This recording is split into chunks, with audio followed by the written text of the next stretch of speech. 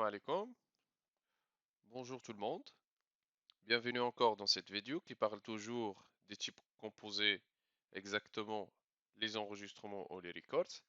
Donc, cette vidéo, on va expliquer les records ou les user-defined records ou les enregistrements définis par l'utilisateur.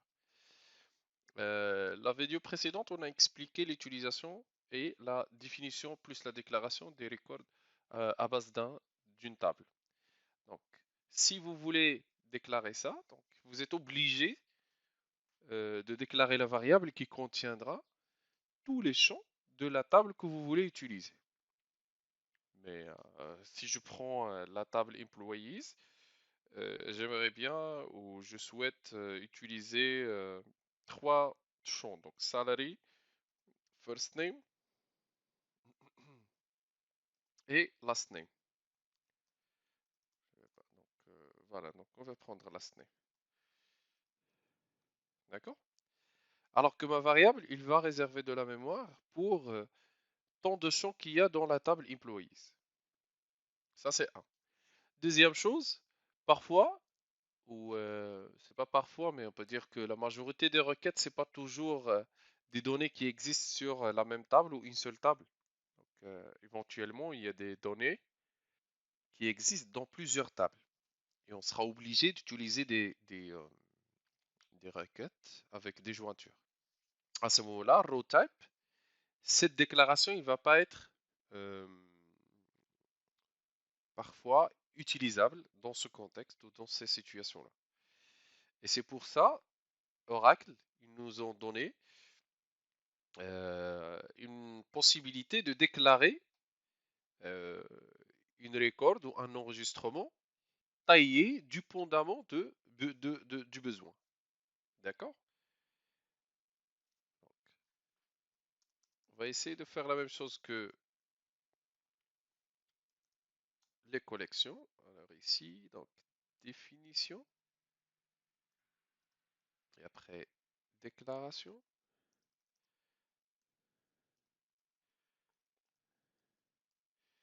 Et on passe ici à l'utilisation.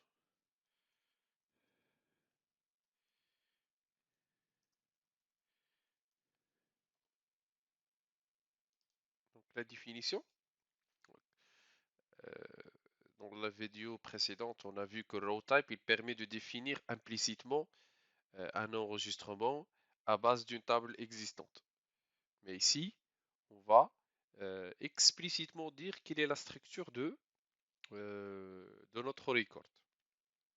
Autrement dit, donc je vais utiliser l'instruction type qui permet de définir un type. Et là, je vais dire line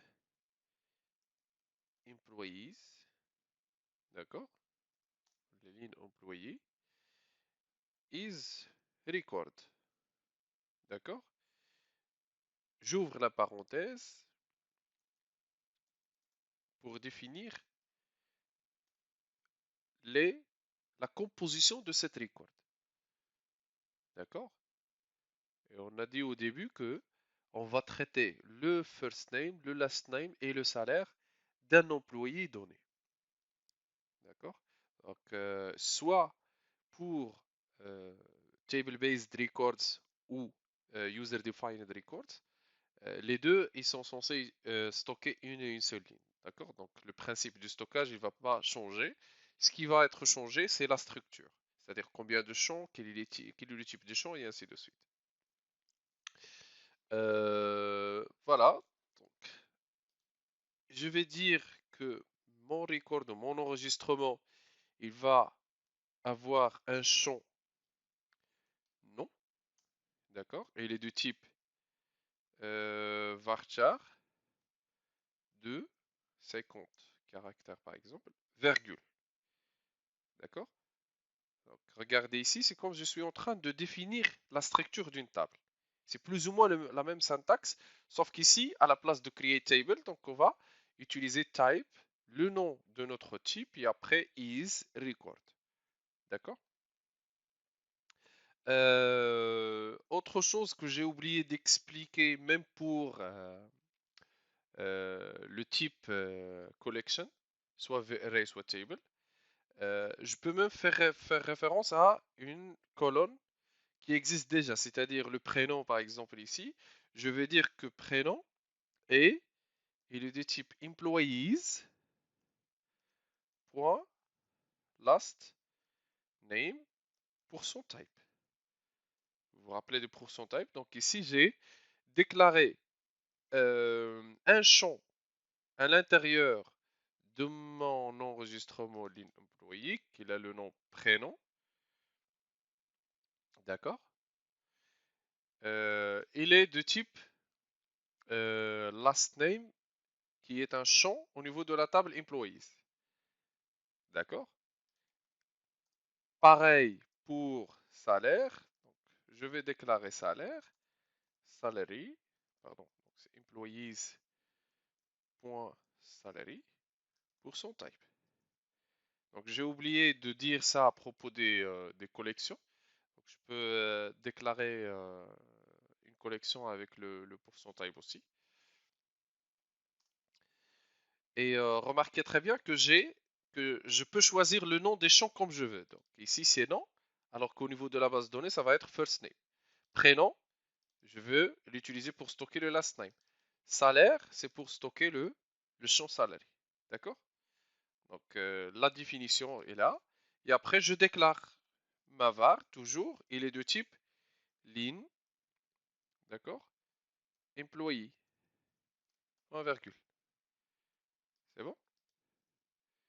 Alors, au niveau de l'utilisation, je vais encore extraire des données. Soit je peux, ça c'est autre chose que je peux même réexpliquer ici. Donc, ma var, point,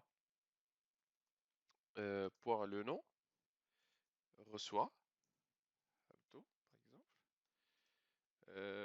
Ma var, point, prénom. Donc, je peux même écrire ici Dave. Et ma var, point, salaire, reçoit 1000. D'accord? Et je peux afficher par la suite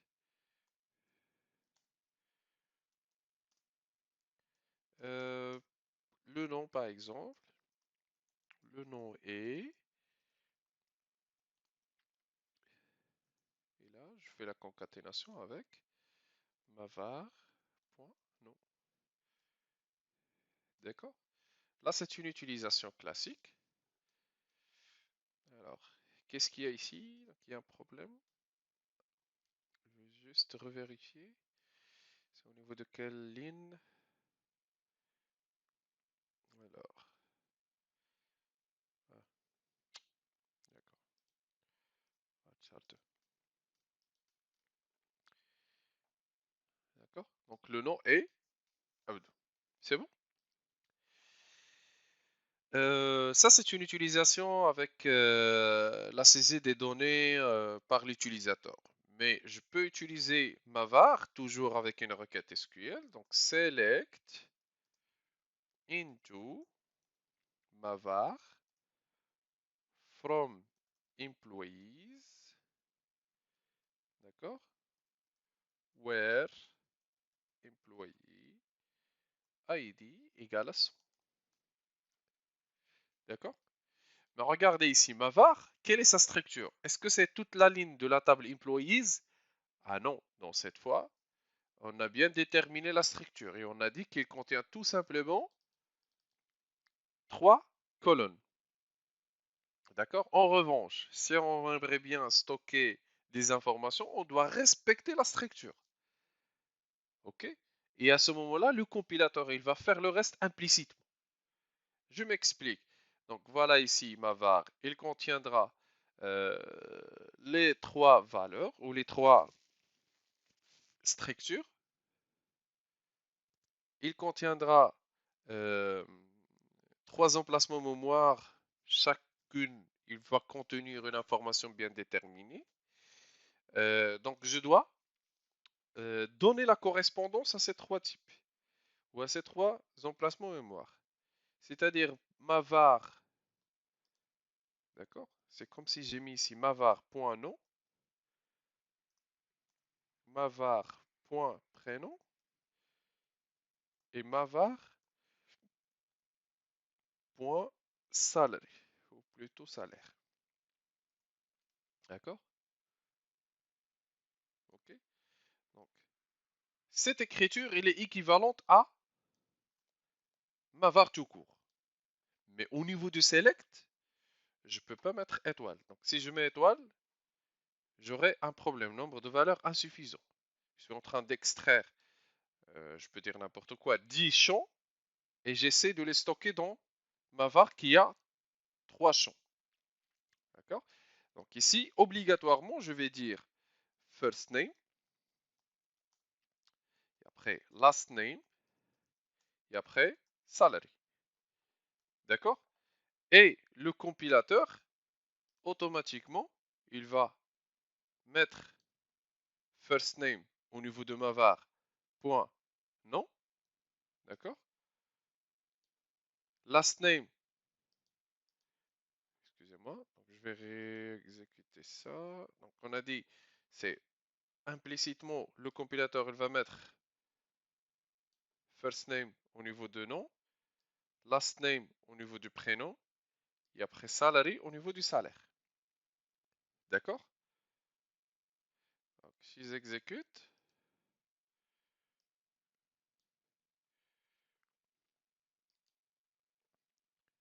alors mon bloc, il est bien exécuté. Le nom est Steven. Bien évidemment, je peux encore afficher le salaire, le prénom et ainsi de suite. C'est bon? D'accord? Donc, cette possibilité, elle est surtout utilisée lorsque on va extraire des données issues de plusieurs tables et non pas une seule table. Parce que si ça a été une seule table, je peux même déclarer une record en utilisant la clause rowType et ça va être plus simple que définir explicitement tous les champs. Alors, autre chose euh, qu'il faut noter, c'est que, par exemple, euh, je vais changer, alors, premièrement, sans préciser, on va dire que first name, il va être stocké dans le nom, prénom, last name, salary dans le salaire. D'accord? OK? En mettant ma var tout court. C'est-à-dire implicitement, l'ordre, et il respecte l'ordre de la définition de mon type. C'est bon? Alors, si, par exemple, je change l'ordre au niveau de la requête select, j'aurai un problème. D'accord? Donc, regardez, si j'exécute, donc ici, c'est une erreur due à la conversion du type. D'accord? Vu que j'essaie de stocker une chaîne de caractères qui est le prénom dans un champ salaire. D'accord? Alors, si pour une raison ou autre, euh, j'ai un ordre qui ne respecte pas l'ordre de la définition euh, de mon type. Alors, par exemple, imaginons que notre requête, il est de cette manière. Et on sait très bien que l'ordre de ces champs, il ne respecte pas l'ordre de mon type. Donc à ce moment-là, explicitement, vous devez préciser les champs. Donc mavar.salaire, mavar.le nom, pardon, c'est le prénom, et après mavar.le nom. D'accord? Alors je ferme ça, je vais réexécuter. Voilà. D'accord? Donc il faut noter ça aussi. Encore une autre chose qu'il faut retenir, c'est que je peux même faire référence à un type d'une colonne qui existe déjà en utilisant la clause %type. D'accord? Donc voilà, merci pour votre attention et à la vidéo suivante.